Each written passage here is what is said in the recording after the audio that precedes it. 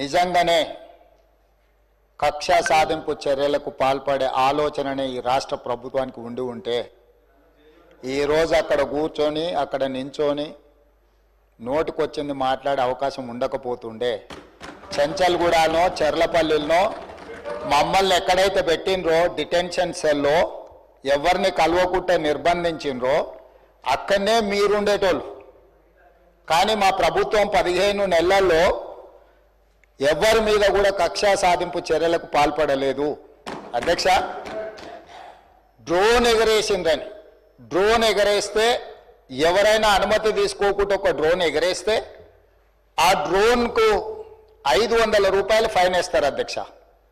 కానీ పార్లమెంట్ సభ్యుడిగా, Congress party working ప్రెసిడెంట్గా నన్ను అరెస్టు చేసి జైలుకు పంపించి మామూలుగా దానికి 500 రూపాయల ఫైన్ ఉంటే బిలో 7 ఇయర్స్ ఉంటే రిమాండ్కే పంపరు, పోలీస్ స్టేషన్ బెయిల్ ఇవ్వాలి. కానీ అధికారాన్ని అడ్డం పెట్టుకొని అన్ని రకాల వ్యవస్థల మీద ప్రభావితం చేసి చెర్లపల్లి జైలుకు పంపించి నక్సలైట్లు, ఐఎస్ఐ తీవ్రవాదులు ఉండే డిటెన్షన్ సెల్లో ఒక కాంపౌండ్లో ఏ ఒక్క ఖైదీని లేకుండా 7 ఫీట్ల బై 12 ఫీట్లు ఉంటే అందులో 3.5 ఫీట్లు పండుకోవడానికి దిమ్మె ఉంటుంది, ఒక చిన్న బాత్రూమ్ ఉంటుంది అధ్యక్ష.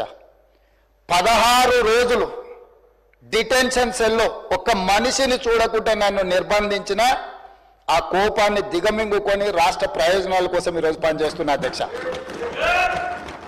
రాత్రిపూట పడుకోవడానికి లైట్ బంద్ చేయకుండా ట్యూబ్ లైట్లు ఆన్లో పెడితే అది ఓపెన్ ఎయిర్ జైలు. ఇంతింతలో బల్లులు 7 ఫీట్లలో 3.5 ఫీట్లు దిమ్మ ఉంటే దిమ్మ మీద పడుకుంటే ఇంకొక 3.5 ఫీట్లు గ్యాప్ ఉంటుంది. లైట్లు బంద్ చేయకుండా లైట్లు ఓపెన్ పెడితే అధ్యక్ష ఇంతింతలో బల్లులు 20-30 పైన ట్యూబ్ లైట్ ముందు పురుగులు తిరుగుతుంటే అది ఓపెన్ ఎయిర్ జైలు కాబట్టి పురుగులు వస్తే పురుగులను తినడానికి బల్లులు పరిగెత్తుతుంటే ఏ ఒక్క రోజు రాత్రి కూడా పడుకోకుండా మేల్కతో కూర్చున్న అధ్యక్ష.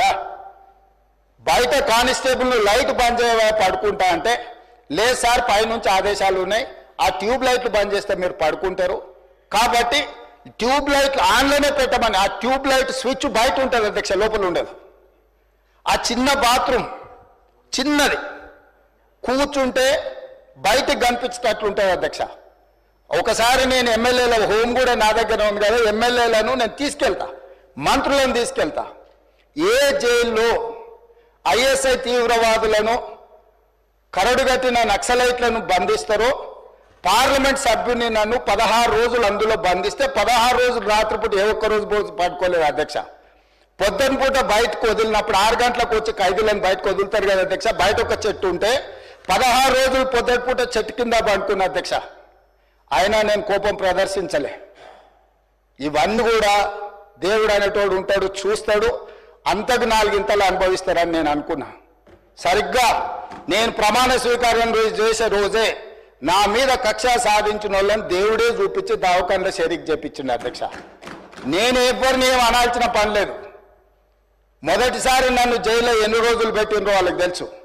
నా బిడ్డ లగ్గం ఉంటే కూడా లగ్గానికి ఇంటరిం బెయిల్ 2 గంటలు పోయి లగ్గం చూడడానికి కూడా అభ్యంతరం పెట్టి ఢిల్లీ నుంచి న్యాయవాదులను తీసుకొచ్చి ఇక్కడ వాదించి ఆయన బిడ్డ లగ్గపత్రిక రాసుకోవడానికి కూడా వెళ్ళడానికి వీల్లేదు అని చెప్పి కోర్టులో వాదించిన వాదనలు అక్కడ ఉన్నాయి అధ్యక్ష. కోర్టు నాకు కండిషనల్ బెయిల్ ఇచ్చింది అధ్యక్ష. చెర్లపల్లి జైలు నుంచి ఎన్కన్వెన్షన్ ఫంక్షన్ హాల్కి పోయి నా బిడ్డ లగ్గపత్రిక రాసుకొని అక్కడ నుంచి సీదా మళ్ళీ చెర్లపల్లి జైలుకు పోయిన అధ్యక్ష. రాజకీయ కక్ష సాధింపు మీద నాదా? నా బిడ్డ లగ్గానికే పోకుంటే నన్ను అడ్డుకున్నా ఎవరికైనా అధ్యక్ష, మన పిల్లల కంటే మనకేముంటుంది అధ్యక్ష ఈ భూమి మీద? నా బిడ్డ లగ్గానికి లగ్గపత్రిక రాసుకోవడానికి కూడా అడ్డుకుంటే కూడా నేను మిమ్మల్ని ఏమనలే. నేను పార్లమెంట్ సభ్యుడిగా ఉంటే, పార్టీ వర్కింగ్ ప్రెసిడెంట్గా ఉంటే ఎవరో జర్నలిస్టు డ్రోన్ ఎగరేసి వాళ్ళ విలాసవంతమైన బంగ్లాల వివరాలు తీసుకొచ్చి నాకు అందిస్తే వాటిని పత్రికలకు విడుదల చేసిన పాపానికి నన్ను అక్రమ కేసులు పెట్టి అదే చెర్లపల్లి జైల్లో డిటెన్షన్ సెల్లో పెట్టారు అధ్యక్ష. 16 రోజులు నిద్రలేని రాత్రులు గడిపిన పార్లమెంట్ సభ్యుడిగా, పార్టీ వర్కింగ్ ప్రెసిడెంట్గా అయినా నేను కక్ష చూపించలేదు అధ్యక్ష. నిజంగానే నేను కక్ష చూపించదలుచుకుంటే మీ కుటుంబంలో ఒక్కరు కూడా బయట ఉండరు అధ్యక్ష. అందరు చెర్లపల్లినే నేను ఎలా ఎన్నికల ముందు చెప్పినట్టు మీకు డబుల్ బెడ్రూమ్ ఇల్లు మీరు పేదలకు కట్టియలే, మీ గ్యారంటీ కట్టిస్తా మీ కుటుంబానికి డబుల్ బెడ్రూమ్ ఇల్లు అని చెప్పుంటే అధ్యక్ష. ఎన్నికల హామీలు అమలు చేయలేదంటుంది కదా అధ్యక్ష.